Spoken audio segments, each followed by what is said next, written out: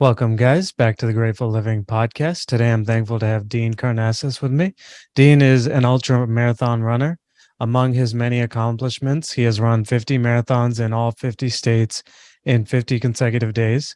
He's run across Death Valley in the middle of the summer, run a marathon to the South Pole, and on 10 separate occasions has run a 200-mile relay race solo, racing alongside teams of 12. He's been named by Time magazine as one of the 100 most influential people in the world. Dean is also a writer and a New York Times bestselling author. His latest book is A Runner's High: My Life in Motion. Dean, thank you so much for joining us. Thanks for having me on. I appreciate that gracious intro. Of course, thankful to have you on. So, for people that don't know you as well, can you kind of set the scene for us? Take us back to your beginnings, where you grew up, your family situation, what type of kid you were, things like that.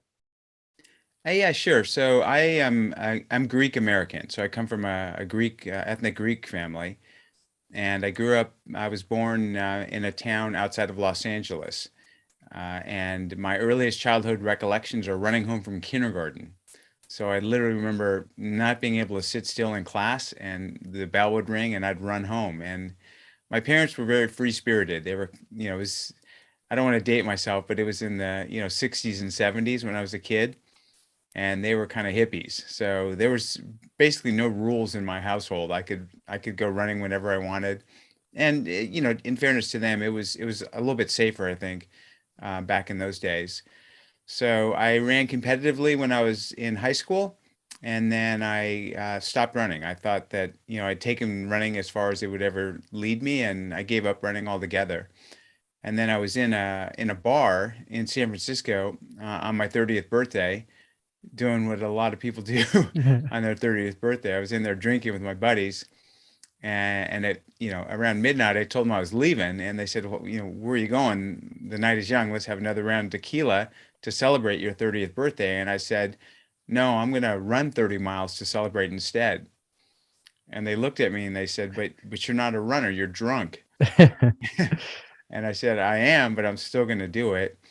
And I walked out of the bar, and I'll never forget, I didn't own any running gear, but I had on these comfortable silk underwear, these silk boxer shorts. So I peeled off my pants and kind of threw them down the alleyway and started stumbling into the night, knowing there's a town called Half Moon Bay that was 30 miles away. And somehow I kept going, and I sobered up about 10 miles down the road, and I thought, what are you doing? This is not a good idea, but something felt right. So I kept going. I ran straight through the night, and well, I should say I stumbled and hobbled. I hardly call what I was doing running, but I was moving forward, Yeah. and uh, made it to Half Moon Bay, and decided at that point I was going to become a long distance runner. And that was, again, I'm going to date myself a bit, but that was about 3 decades ago. Yeah. Yeah. That's But I awesome. haven't stopped since. Yeah, so I've run on all seven continents of Earth twice. I've done, I've run, like you said, 50 marathons in all the 50 U.S. states in 50 days. I've run across Death Valley in the middle of summer. I've run a marathon to the South Pole. So I've run all over the world. Yeah. I'm curious, as you look back, obviously you did cross country in high school. Um, do you remember like when you stopped running? Was it in college or and you know, like what do you know why you had stopped running? Yeah, I very much know why. I love my cross country coach. So he was a gentleman by the name of Benner Cummings, and he was kind of a sage mentor. He told me one time before a meet, I was so nervous. I asked him what to do, and he said, "Don't run with your legs, run with your heart." And that, to me, even as a freshman in high school, seemed very profound. So he meant have passion for running. Like don't care about results so much. Just have the passion in your heart, and you can take running as far as you want. He retired after my freshman year of high school, and the cross country coach, I mean the track coach, took over, and he was very different. So he would have me run around a track. Like the cross country coach would just say, "Hey, go run to the beach and jog along the sand, or go run on a trail for however long you want." The track coach said, "I want you on the track, and I want you to run sprints." And he was scream at me and pound on his clipboard, and I thought, I don't need this. Like I don't want to run around a track while some guy yells at me. It just didn't seem like my idea of escapism that I see running as. So, and plus I was 15. So I wasn't, you know how you are when you're that age, you're very fickle. So I just decided to hell with running and quit. Yeah. Um, you know, obviously you talk in your book Ultra Marathon Man um about your sister's death on her on the day before, I think, her 18th birthday, from a car accident. Um, I'm curious, as you look back on that time period in your life, or as the years have gone on, um, like, I guess, have you learned anything about the grief process, that you would pass on to, maybe someone that's going through a similar situation today? Yeah, I mean, I learned a whole lot, and I didn't go to a counselor. I didn't know how to deal with my feelings, and at first there was a lot of denial. Like I couldn't believe she was gone. I kept thinking I was going to come home and there she'd be. So it's kind of like this delusional denial, and then there was anger. I was just mad at everyone and everything. Yeah. Just so mad that she was gone. And then there was escapism, and where I just crawled into a bottle. So I started drinking really heavily, and I was never a drinker really, but I just found that the only time I was free from pain is when I was drunk. So and that's a bad place to be.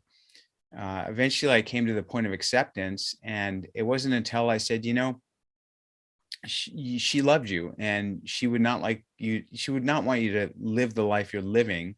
She would want you to celebrate your life, for her as well.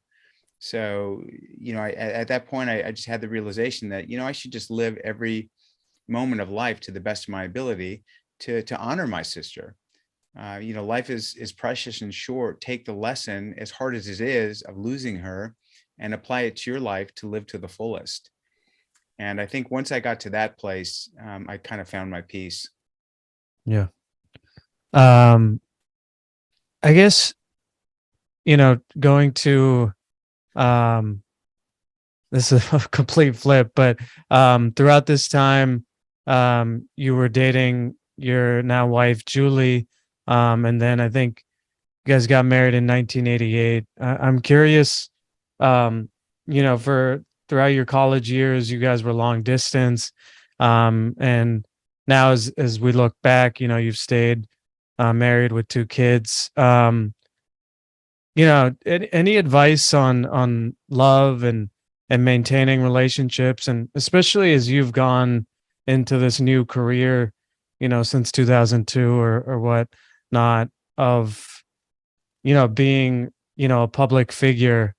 um how, I guess, talk to me about that process.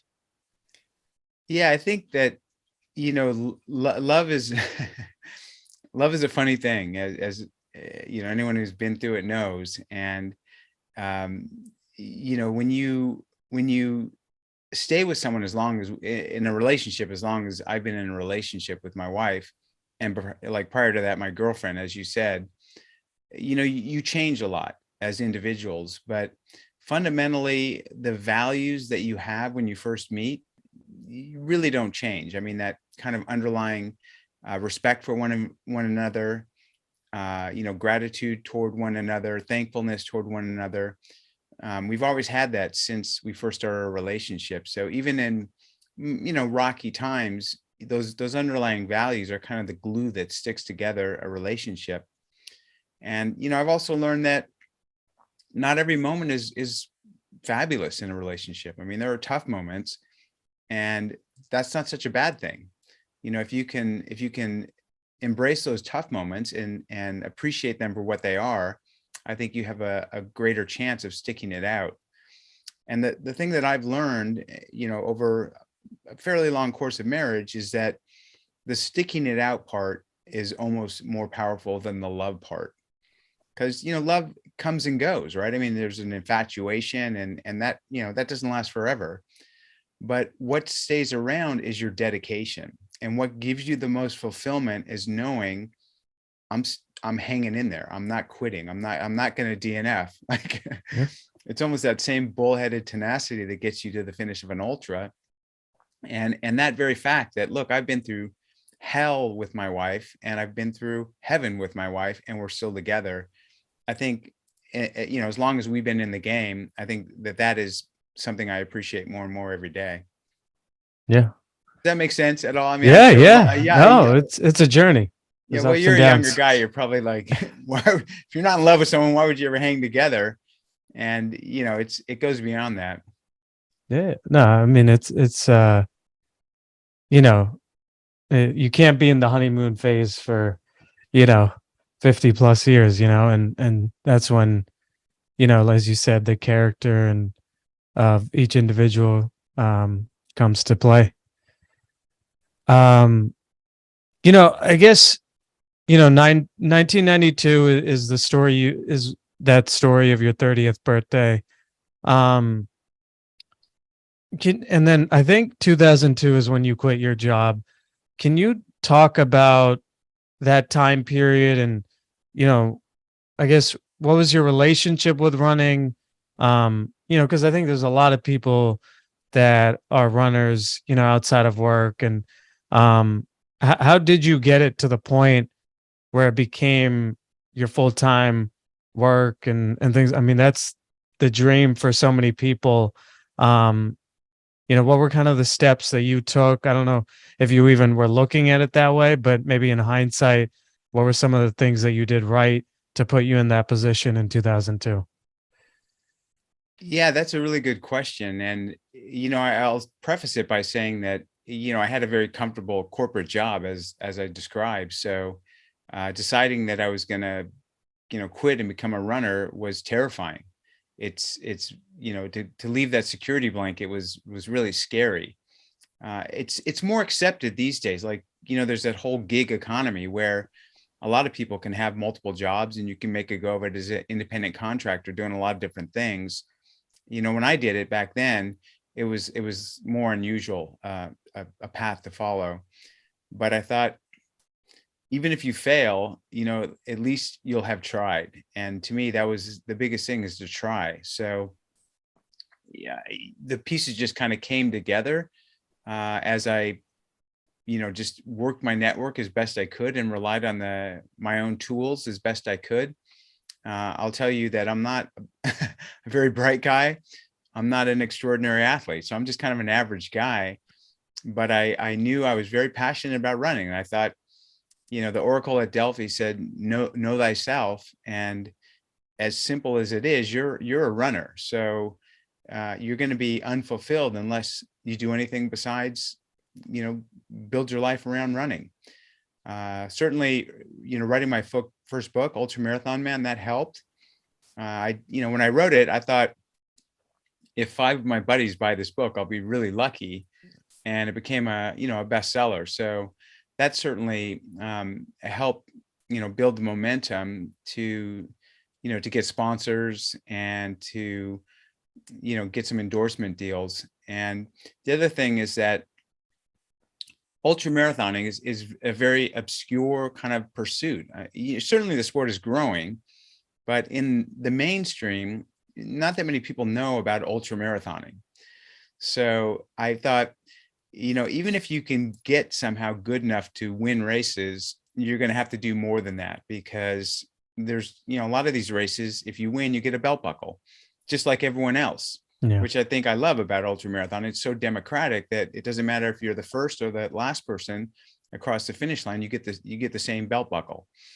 So I looked at, how else can you keep the lights on? Where are you going to build a business around this pursuit of yours? And I kind of approached it both from a passion and a business standpoint. and it seemed to work. Yeah. Um, I believe in the 90s is when you had your two kids.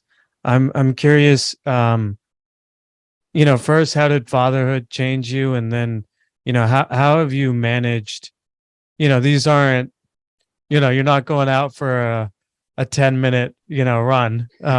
These Yeah. are hour-long runs, and how have you managed to kind of keep both sides happy, your professional desires and your, being there personally for your kids? Yeah, I think a lot of people ask me, how did you find balance? And if I told you I had balance, I would be lying to you. I mean, it was more like managed chaos.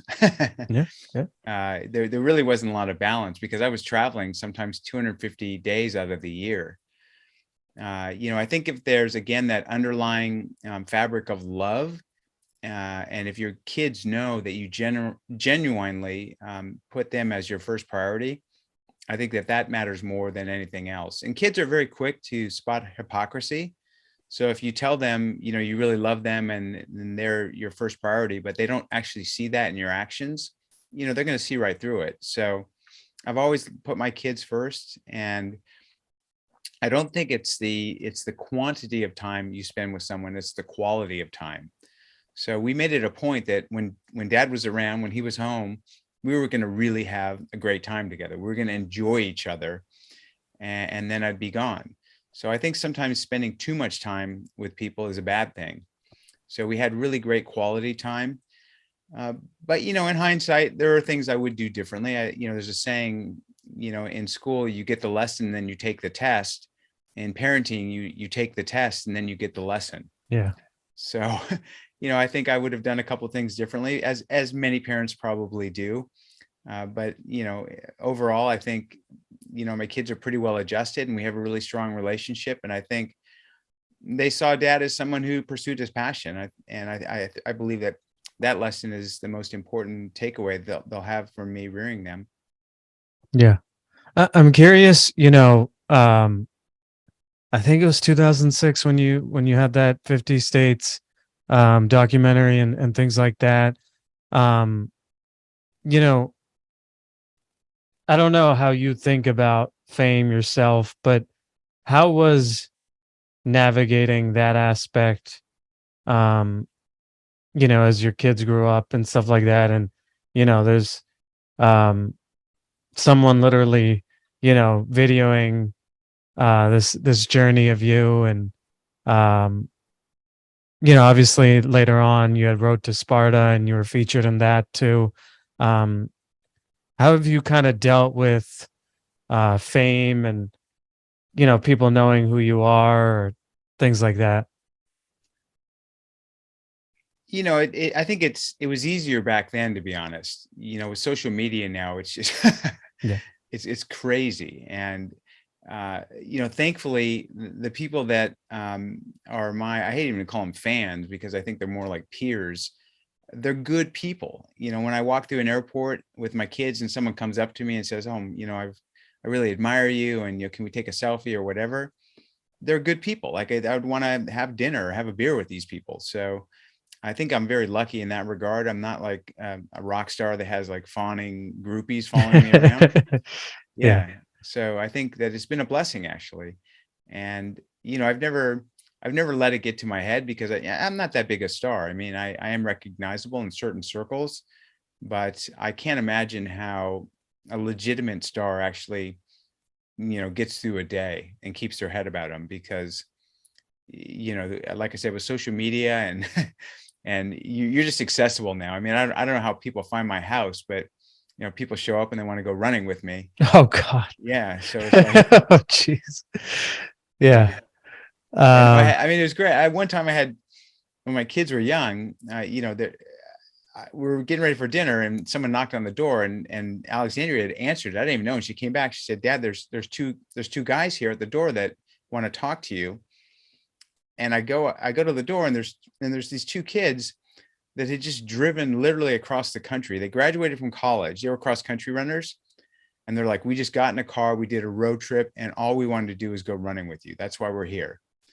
And I'm like, seriously? Wow. They say we've been driving for I don't know how many hours, 3 days straight. And what do you do in a situation like that? I mean, I'm not going to close the door on them and say, sorry guys, I'm having dinner. I kind of said, all right, let me get my shoes together and I'll go running with you guys. Yeah. Yeah. Um, I guess maybe let's talk obviously about running. Maybe the early years, if you could go back to that.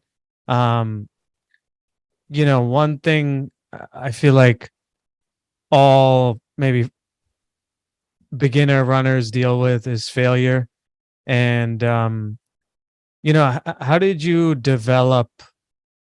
I think you talk in your book about the first time you ran Badwater. I think you ran 70 out of the 135. Um, how did you like? I feel like today, a lot of young people, when they fail, they stop, and, um, but you didn't let that be your story. You ran it again and, obviously finished and have run it multiple times more after that. Um, can you talk about that mentality that you have or that mindset that you have around how you view failures? Yeah, I mean, I say fail boldly. So, the bigger the challenge you take on, the higher the probability of failure. So you're absolutely right. The first time I tried to run this 135-mile race across Death Valley, which is called the Badwater Ultramarathon, and is coined the world's toughest foot race, I literally passed out at about the halfway point.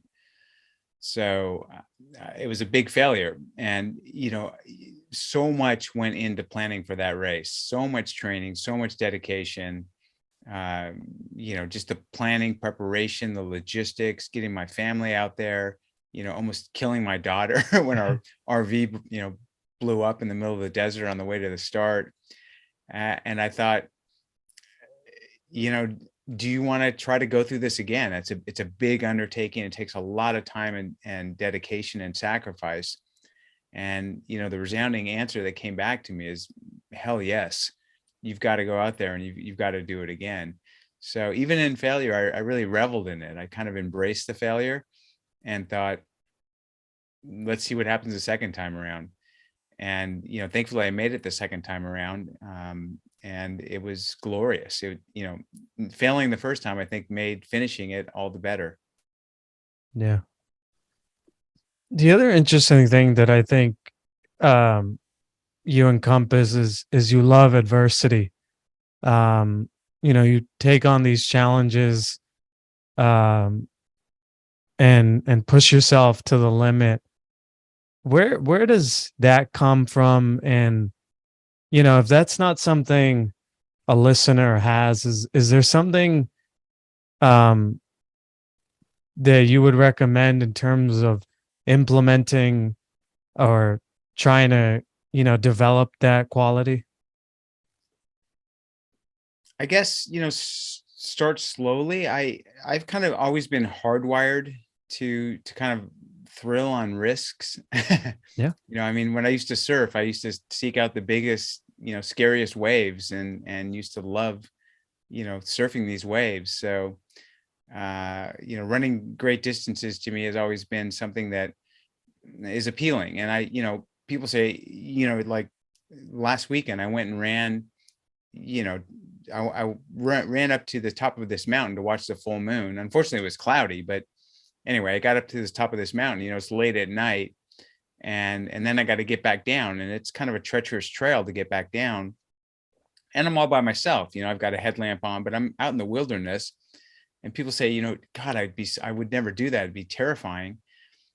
I don't feel scared at all. Yeah. It doesn't even cross my mind to worry. But I guess, what I would say is uh, maybe partner up with someone and try an all night run or try a late night run. Get a headlamp, partner up with someone, and find a trail and go for a run. It's quite a unique and enlivening experience, and I hate for people to rob themselves of that because they're worried about danger. So I would say, approach it in a way that feels a little more comfortable to you, still a little uncomfortable, and take baby steps. Yeah. I'm also curious, with the length of distances you're running, maybe for the person that's running their first ultra, um, you know, how do you stay present in terms of not being like, oh, I've only done 1 mile and there's 99 miles more to go, or like, or maybe do you think that? I don't actually know. But I guess how do you not think of the magnitude of what you're trying to do and let that phase your mentality as you're going through these tough runs? I've really tuned into that because I think this is a lesson I can pass along to someone that might be helpful. And what I do is I just fully engage in the moment. So from this, the second the starting gun goes off, I'm in the here and now, in the present moment of time. So I turn off my mind to reflecting on the past. I turn off anything about the future, and I just be in the present here and now. I get as granular as every step, just saying, hey, take your next footstep to the best of your ability. Take your next footstep to the best of your ability. I don't think about anything except the present moment of time. And it's almost like a Zen-like state. And I can go into that and be there for 8 or 10 hours where all I'm thinking about is just right now. And rarely are we in the here and now, right? I mean, our minds are so active. I mean, even now during our interview, you're probably thinking about, what's the next question, or, you know, Yeah. did I pay my mortgage or Yeah. whatever? I forgot to call my mom yesterday, that kind of thing. But during these ultra marathons, it's really cleansing to me because you're only in the here and now. And it's, I don't know, that's, to me, that's part of ultra marathoning is just this kind of escape into the present moment of time. Yeah. I'm curious, and maybe this is something that your wife has asked you about, but there's like a fine line between pushing yourself and physically endangering yourself, and um, just from a medical perspective, are there like precautions that you've taken when you go on these runs, or is it kind of you're self-aware, or like how do you approach that aspect of um your own actual physical well-being versus wanting to mentally push yourself? I'm probably the wrong guy to ask that question because as the Badwater Ultra Marathon demonstrated, I'll push myself until I collapse, and I have before. So I don't really know where that line is. I've been extremely blessed and fortunate that I've never had a running related injury. So which is almost unheard of because, running and injury almost go hand in glove.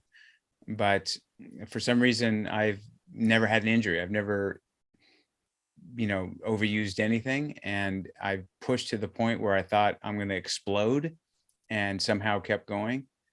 And people think that, maybe this guy is superhuman, or he's invincible. And I don't think that's the case at all. I think I'm just pushing the human body to do what it can do.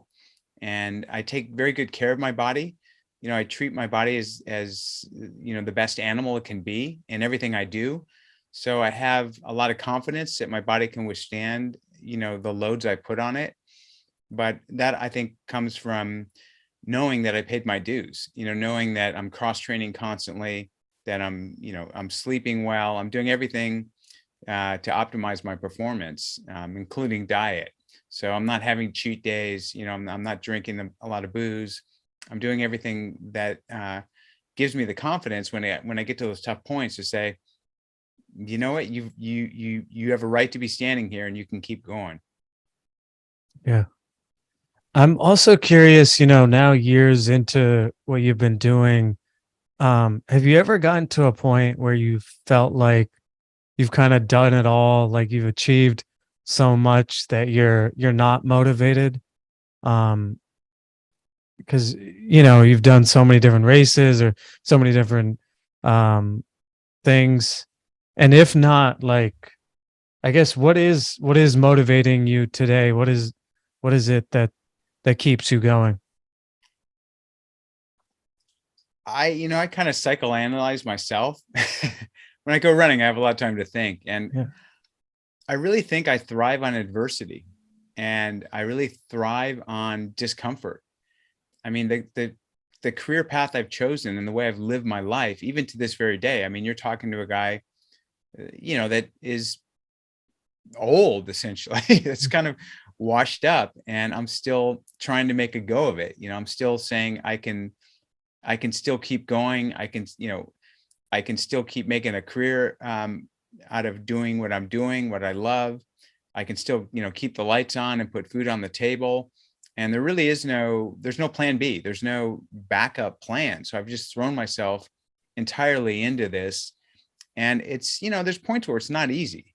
The travel is kind of grueling, and these races are certainly grueling, and, keeping up on my work schedule and with sponsorship obligations and everything else. It's from the moment I get up until the moment I go back to sleep, I'm pretty much working all the time. And that's not easy, but I think I thrive on it. I think if I won the lottery and stopped running, I don't think I'd be the person I am at all. I think I'd be very unhappy.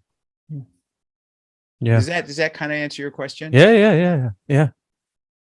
Um, you're obviously, a driven person, and uh, obviously every successful person has to have a level of obsession.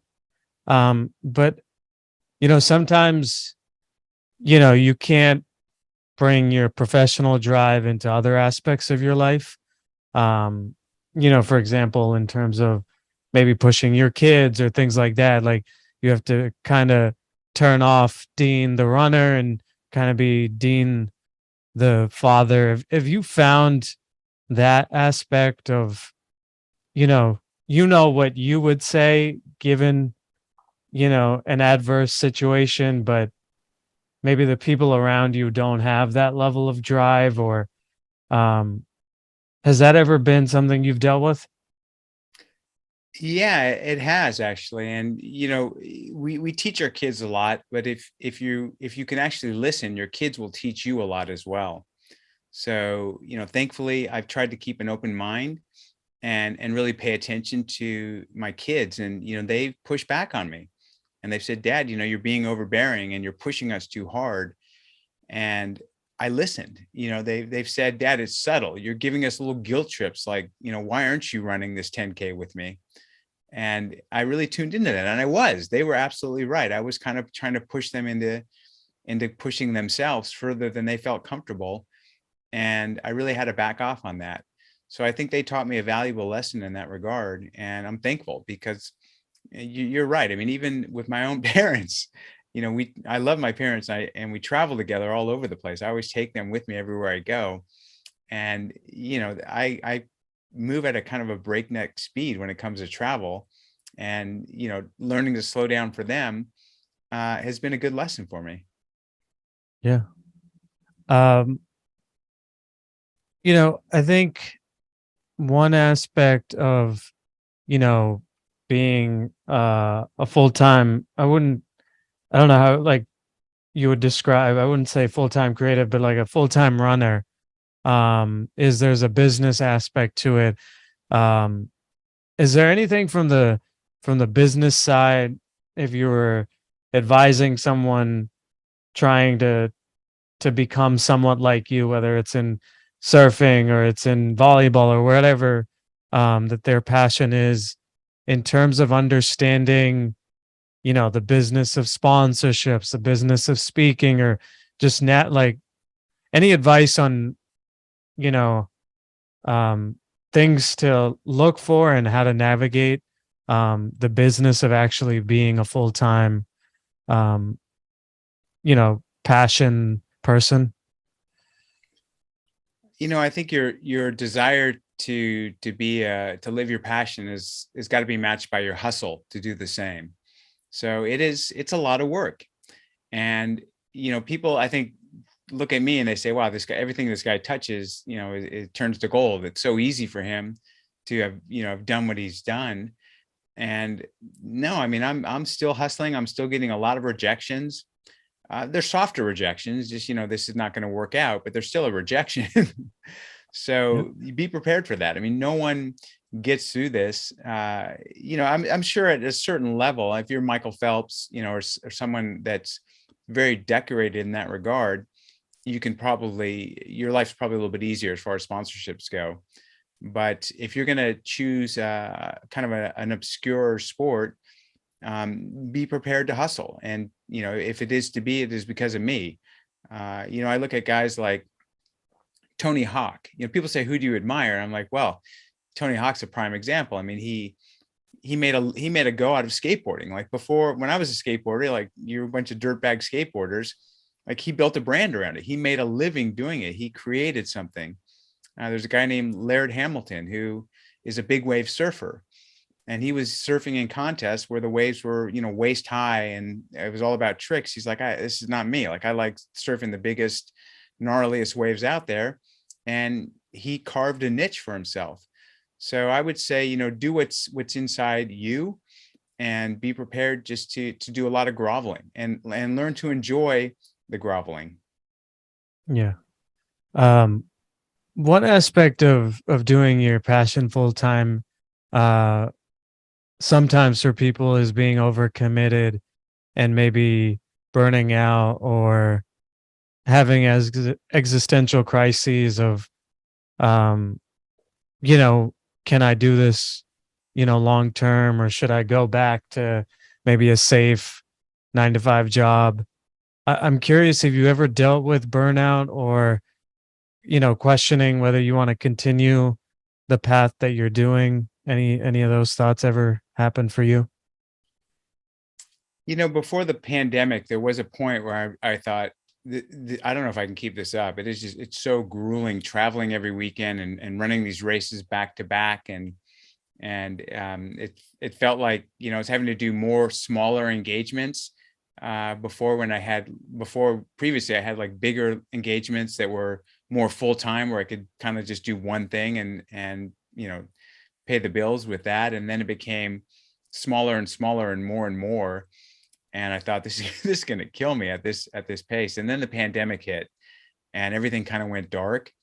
So I think that uh, living through that pandemic, especially for the first year where travel was just kind of turned off altogether and races were not happening, I think at that point, the fire got back in my belly.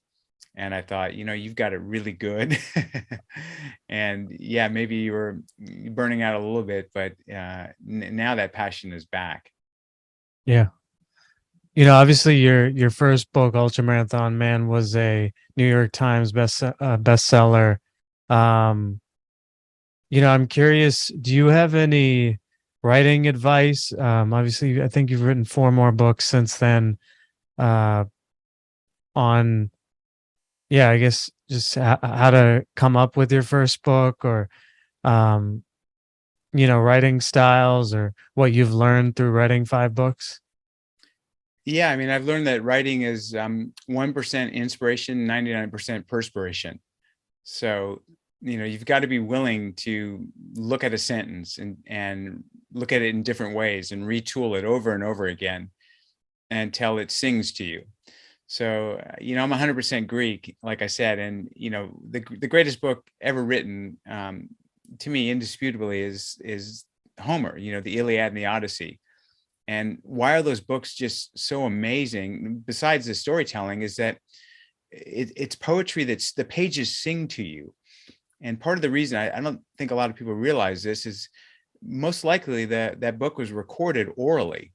So these were, like lyricists that were coming up with verses, and then it eventually got translated to the page. So I like to have my stories sing to people, where if you read a line, it's almost like a lyric in a song. So that's one thing, is, make sure the writing is crisp and good and every word has a reason to be there. The other thing that I've learned is engage the senses with your writing. I mean, I'm writing about outdoor adventure. So how do you bring the audience, into your head and put them in your shoes? You tell very granularly what's going on, and you engage the senses. You don't just say, I'm running on a trail. You say, I'm on a trail that has the scent of pine, and then, the crinkle of leaves under my feet, engage the taste, the sights, the noises, all of the senses. So when I write, I try to bring in all of the senses. And then the other thing is that I try to keep the stories propulsive. And there's something that's called looping that ruins a propulsive story. So when you're telling a story, if you have to go back and explain something that is needed to keep the story moving forward, you've lost the interest of the reader or the listener. So I've learned not to loop and have the interruptions of looping too often. Sometimes you need it for perspective, but when I can avoid it, I do. And I think that's why my books work for certain people. I mean, I got an email from a guy the other day, and he said, I got a copy of A Runner's High, and he said I was going to read a couple chapters before I went to sleep. And he said 5 hours later, Mm. I finished the book. And he said I went running. I had to. So when I get messages like that, I think that my writing worked. Yeah. Obviously, a big part of any influencer today is social media. I'm curious, how do you develop,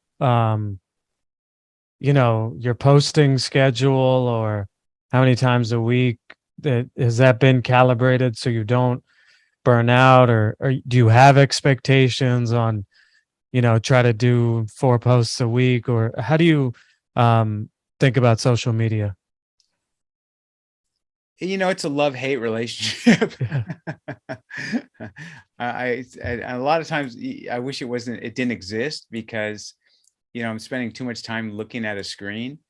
But that said, I'm very much an introvert, so I'm not comfortable in front of people, and social media has been helpful in that regard, because I can communicate with people without feeling that kind of claustrophobic introvert feeling that you do when you're in groups of people. So it's been both a blessing and a curse. Personally, I don't keep any sort of schedule. I try not to let it weigh too heavily on me, that I got to post, or I try to just let it come to me when it feels right. I do some work with sponsors, so it's kind of a balance between doing promotions that are genuine and authentic, because if I'm going to promote something, I've got to use it and trust in it myself. So I feel kind of good about that. I haven't sold out in that regard, and I don't think I ever will. Um, but I don't think social media overall has been healthy for us as a culture or a society, or for the world. I mean, when I used to travel the world, I used to connect with people of all ages, all socioeconomic backgrounds, all skin colors, all religious beliefs, all languages, all nationalities.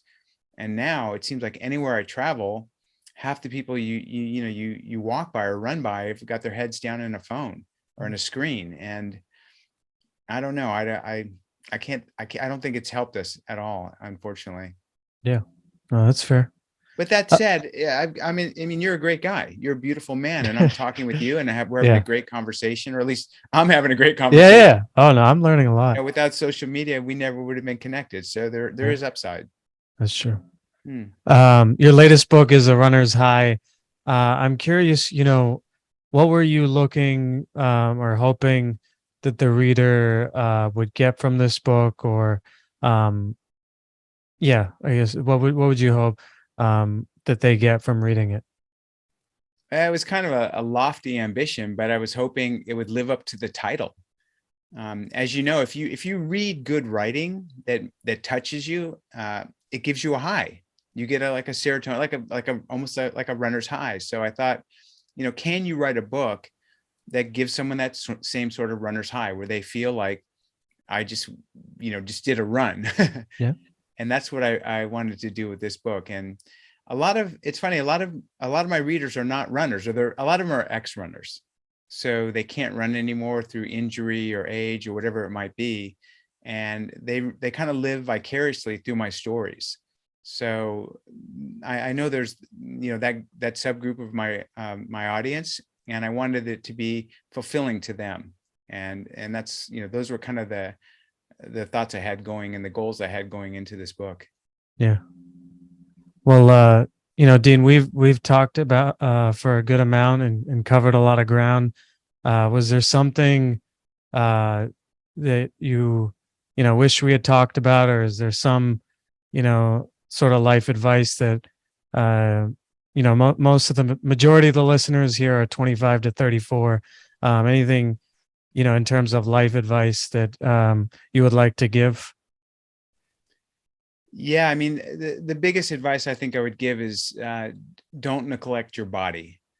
I think that we've let our health go, especially here in the U.S., and that's a tragedy. I know so many young kids that are, your minds are sharp, you're bright, you've got the whole world ahead. Your future is is optimistic, and the worst thing you can do is let your health go. So prioritize your health as important as anything else, as important as your education, as your career choices. Uh, Make sure your body is treated like a temple, which it is. Yeah, that's great advice.